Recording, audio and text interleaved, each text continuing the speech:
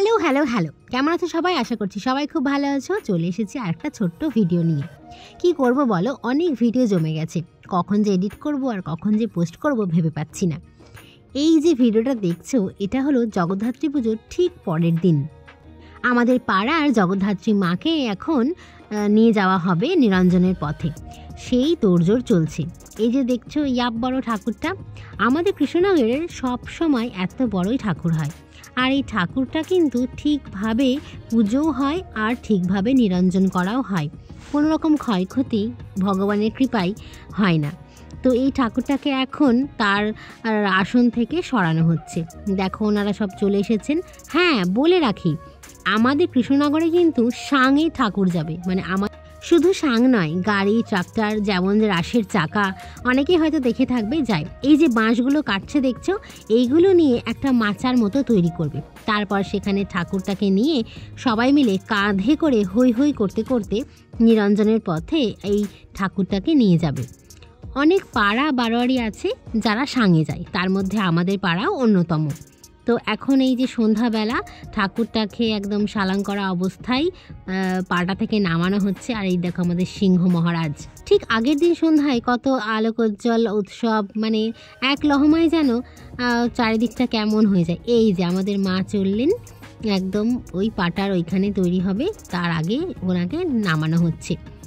এই ওয়েদারটা এত বাজে ছিল কি বলবো, বৃষ্টি ছিল, তাই মা যাতে ভিজে না যায় পুরোটা পরিপাটি করে ত্রিপল দিয়ে ঢেকে নেওয়া হয়েছে, যাতে সাজসজ্জা অক্ষত অবস্থায় মাকে নিরঞ্জনের পথে নিয়ে যাওয়া হয়, বা নিরঞ্জনের শোভাযাত্রায় যেন কোনো রকম কোনো প্রবলেম না হয়। আমি আর অভিষেক বেরিয়েছি ঠাকুরটাকে একটু প্রণাম করতে, কারণ কখন যে নিরঞ্জন হবে এখন তো অত বিসর্জন দেখতে পারি না, ইভান আছে, তাকে সময় দিতে হয়, আর বেশ রাতে যাবে, রাত কেন ভোর হয়ে যেতে পারে, সেই কারণে আর পসিবল হয় না নিজের পাড়ার ঠাকুর দেখা।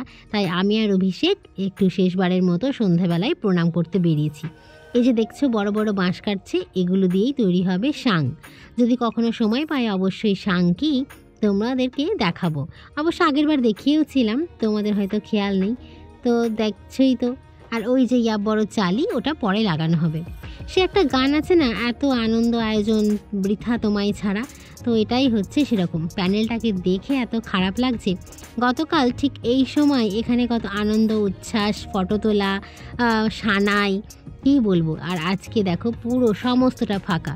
একদিনের মধ্যে প্যান্ডেল, মাঠ, এই পরিবেশটাকে যেন চেনাই দায়। তো চলো আমরা বেরিয়ে পড়বো, আর একটু যাব, ইচ্ছে আছে আর একটা ঠাকুর দেখার। আমাদের পাড়া ঠাকুর প্রণাম করেই চলে এসেছি পরের পাড়ায়, মানে আমাদের পাড়া থেকে বেরোলেই হচ্ছে মালোপাড়া। তো এই ঠাকুরটা যখন ছোটোবেলায় স্কুল থেকে আসতে যেতে সব সময় তৈরি হওয়া দেখতাম যে কখন কমপ্লিট হবে। তো ইনি যাবেন গ্যাসের আলোয়, সেটাই প্রস্তুতি নিচ্ছে। ওই যে দেখছো লম্বা লম্বা তারের মতো, ওটা কার্বাইড গ্যাস দিয়ে পুরো যাবে। কোনো আলো নয়, কৃত্রিম আলো দ্বারা নয়, ওই আলোটা জ্বালাতেই মায়ের মুখটা এত সুন্দর হয়ে ওঠে কি বলবো, এটা একটা অন্যতম আকর্ষণ। এই মায়ের মুখ না দেখলে ঠিক মন ভরে না। আমরা এখন যাচ্ছি হচ্ছে বুড়িমাকে প্রণাম করতে। আমি আর অভি যেতে পারবো কি জানি না, যদি যাই তাহলে অবশ্যই শেয়ার করবো।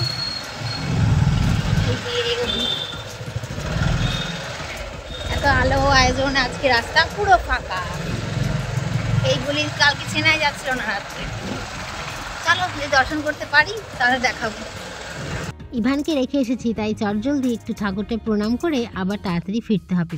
বুড়িমা যদিও এখনও পাটা থেকে নামেননি, মানে রাজরানীর মতোই অবস্থান করছেন, তাই একবার ছুঁয়ে দেখা, প্রত্যেকবারই চেষ্টা করি দেখার। মানে ইভান হওয়ার পর থেকে এটা আমাদের ম্যান্ডেটরি কাজ যে পুজোর শেষের দিন, মানে দশমীর দিন একবার মাকে প্রণাম করে আসা। চলো যাই তাহলে। পৌঁছে গেছি আমাদের রাজরানী বুড়িমার দর্শন করতে। কৃষ্ণনগর প্রত্যেকটা মানুষ যতক্ষণ পারে বুড়িমার কাছে থাকে, মানে এই এদিক ওদিক ঘুরছে ফিরছে, চলো একটু বুড়িমাকে দর্শন করে আসি, মানে মন ভরেই না, মনে হয় যে ওনার সামনে গেলে দেখতেই থাকি, একটা অদ্ভুত আবেগ কাজ করে। আর এই যে এখানে সময় প্রস্তুতি নিচ্ছে নিরঞ্জনের, কিন্তু আমরা দর্শন হয়ে গেছে, দর্শন করলাম, প্রণাম করলাম, মাকে আর ভিতর থেকে ছুঁয়ে দেখলাম না, তার কারণ ভীষণ ভিড়ও ছিল। আর অভিষেক বললো থাক, এখান থেকে এবার প্রণাম করা হলো।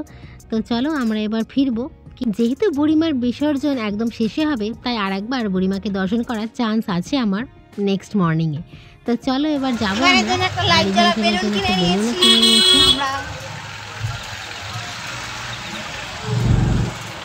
আমরা যাচ্ছি এখন বাড়ি।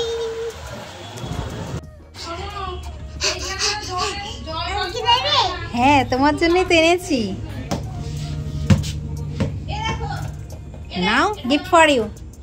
যাও, কেমন আনন্দ পেয়েছো? কেমন আনন্দ পেয়েছো? কেমন আনন্দ পেয়েছো? তাকাও আমার দিকে, তাকাও আমার দিকে, তাকাও আমার দিকে। হ্যাঁ ভালো ভালো আনন্দ পেয়েছো। ছোট পিসের সঙ্গে চেনা আছে, আর পিসের সঙ্গে মানে অতটা হ্যাপি?